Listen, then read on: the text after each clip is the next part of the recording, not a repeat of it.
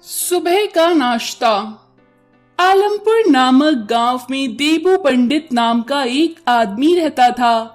देबू ने एक ढाबा खोला जिसमें उसने तरह तरह के पकवान रखे। देबू ने ढाबे का उद्घाटन अपनी बीवी के हाथों करवाया और ढाबे में लक्ष्मी पूजन भी करवाया। देबू भगवान को बहुत मानता था। देबू ने अपने ढाबे पर सब्जी, पूरी, सांबर, इडली और भी कई तरह के पकवान रखे। देबू ने अपनी दुकान पर सुबह सवेरे उठकर नॉर्थ इंडियन और साउथ इंडियन फूड बनाना शुरू किया। देबू की नई दुकान पर एक आदमी आया। देबू उससे बोला, आओ साहब आओ, आप मेरे पहले ग्राहक हो, मैं आपको हमेशा याद रखूंगा। वो आदमी बोला, मेरा नाम गुल्लू है, तुम मुझे ऐसे भी याद रखोगे। चलो बताओ क्या क्या है तुम्हारे ढाबे में। देबू बोला, आपको क्या चाहिए साहब, हमारे ढाबे में सब है। आलू पूरी, सांबर, इडली, डोसा, कढ़ी चावल, कचौड़ी और रायता, चटनी। आपको क्या चाहिए? गुल्लू बोला, अच्छा इडली कितने की है? देबू बोला, इडली 20 रुपए की है साहब। गुल्लू बोला, और सांबर कितने का है? देबू बोला, सांबर फ्री है। गुल्लू बोला, अच्छा और पूरी कितने की है? देबू बोला, पूरी 15 रुपए की है। गुल्लू बोला, अच्छा और सब्जी कितने की है? देबू बोला, सब्जी फ्री है। गुल्लू बोला, अच्छा तो डोसा कितने का है? देबू बोला, डोसा पूरे 50 रुपए का है। गुल्लू बोला, और चटनी कितने की है? देबू बोला, चटनी फ्री। गुल्लू बोला, अच्छा सच सच बताओ, जो फ्री बोल रहे हो वो फ्री में है भी या नहीं? देबू बोला, हाँ हाँ साहब, माता रानी की कसम मैं झूठ नहीं बोलता, जो फ्री बोला है वो फ्री ही मिलेगा। गुल्लू बोला, अच्छा तो एक काम करो, मेरे लिए सांबर और चटनी ले आओ। देबू बोला, और इडली लेकर आऊं? गुल्लू बोला, नहीं नहीं उसकी जरूरत नहीं है, तुम सांबर और चटनी लाओ। देबू ने गुल्लू को सांबर परोसा और गुल्लू ने अपनी टिफिन से इडली निकाली और सांबर के साथ खाने लगा। थोड़ी देर बाद गुल्लू बोला, सांबर और लेकर आना। इस तरह गुल्लू ने ढाबे का सारा सांबर और चटनी चट कर गया और फिर वहां से जाने लगा।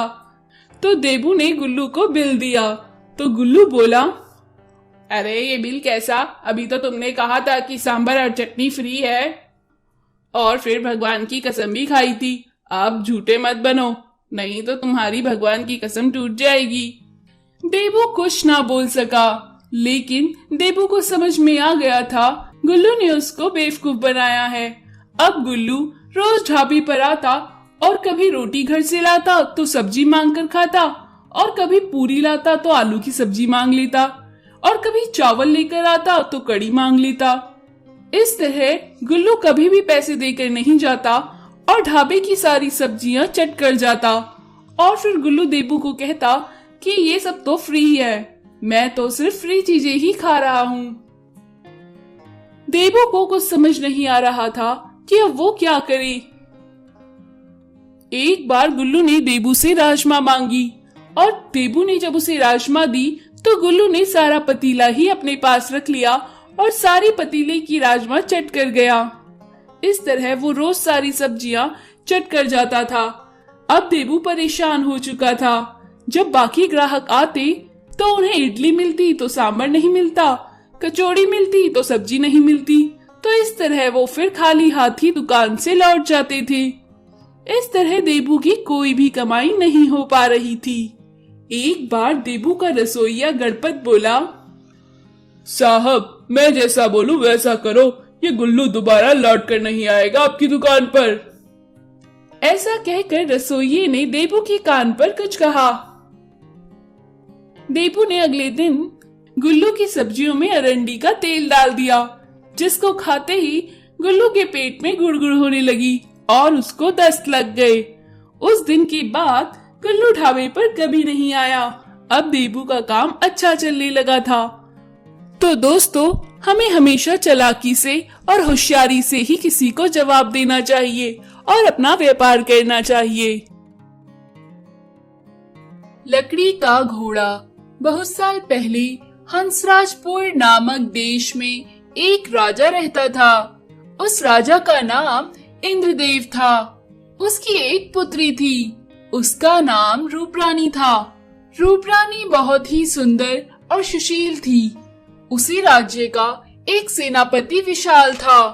राजकुमारी रूपरानी को वो बहुत पसंद करता था। रूपरानी भी विशाल को बहुत पसंद करती थी, किंतु इंद्रदेव को उनका रिश्ता पसंद नहीं था। एक बार राजा इंद्रदेव ने अपनी पुत्री रूपरानी के विवाह के लिए स्वयंवर रखा, जिसमें अनेकों राज्य से राजकुमारों ने भाग लिया। उसी में उस राज्य का डाकू गब्बर भी भेष बदल कर आया। फिर राजा इंद्रदेव ने सभी राजकुमारों से कहा, जो अपनी खूबियों से मेरी पुत्री रूपरानी का मन जीत लेगा, मैं अपनी पुत्री का विवाह उससे करा दूंगा। सभी राजकुमार राजकुमारी रूपरानी को मन जीतने का प्रयास करने लगी, पर कोई भी जीत नहीं पाया। अंत में डाकू गब्बर सिंह आया। वो राजा से बोला, महाराज, मेरे पास एक लकड़ी का घोड़ा है, जिसे मैंने खुद अपने हाथों से बनाया है। सुना है राजकुमारी को हवा में उड़ने का शौक है और मेरा घोड़ा हवा में उड़ सकता है। मैं राजकुमारी का ये शौक पूरा कर सकता हूँ। राजकुमारी रूपरानी उड़ने के नाम से ही बहुत प्रसन्न हो गई और उस लकड़ी के घोड़े में उस राजकुमार के साथ उड़ने को उत्सुक होने लगी। सभी लोग महल से बाहर आए और एक लकड़ी का घोड़ा खड़ा था। गब्बर सिंह बोला, महाराज की आज्ञा हो तो राजकुमारी को आकाश की सैर करा लाऊं। महाराज बोले, ठीक है, जाओ। गब्बर सिंह राजकुमारी रूपरानी को लेकर लकड़ी के घोड़े पर बैठ गया और बोला, चल मेरे घोड़े, टिक टिक टिक। इतना बोलते ही घोड़ा उड़ने लगा। राजकुमारी रूपरानी को उड़ने में बहुत मजा आ रहा था। उड़ते उड़ते शाम हो गई। राजकुमारी रूपरानी गब्बर सिंह से बोली, अब मैं थक गई हूँ और शाम भी हो गई है। अब महल चलो, पिताजी परेशान हो रहे होंगे। गब्बर सिंह बोला, तुम्हें क्या लगा राजकुमारी की मैं राजकुमार हूँ? मैं एक डाकू हूँ, डाकू गब्बर सिंह। मैं तुम्हारा अपहरण करने आया था, वो मैंने कर लिया। हा हा हा हा, अब तुम मेरे साथ चलोगी। इधर महल में राजा इंद्रदेव बहुत परेशान होने लगी। तभी एक सैनिक वहां आया और बोला, महाराज, डाकू गब्बर सिंह भेष बदलकर इस राज्य में आया है। हमारे खुफिया लोगों ने इसकी जानकारी दी है। राजा इंद्रदेव एकदम परेशान हो गए। मेरी पुत्री को डाकू गब्बर सिंह अपहरण करके ले गया, ये सोचकर वो बहुत दुखी हुए। तभी सेनापति विशाल महाराज इंद्रदेव से बोला, महाराज, आप चिंता ना करें, राजकुमारी को कुछ नहीं होगा, ये मेरा वादा है। मैं राजकुमारी को सही सलामत लेकर आऊंगा। फिर सेनापति विशाल वहां से चला गया। सेनापति विशाल ने एक बहुरूपीय पागल का भेष बनाया और गब्बर सिंह के इलाके में जा पहुंचा। जैसे ही रात हुई, उसने चारों तरफ जहरीली गैस फैला दी, जिससे सभी डाकू बेहोश हो गए।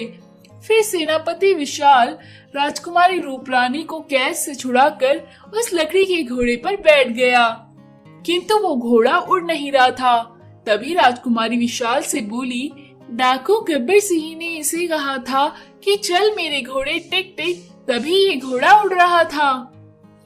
फिर सेनापति विशाल ने भी वैसे ही बोला, चल मेरे घोड़े, टिक टिक टिक।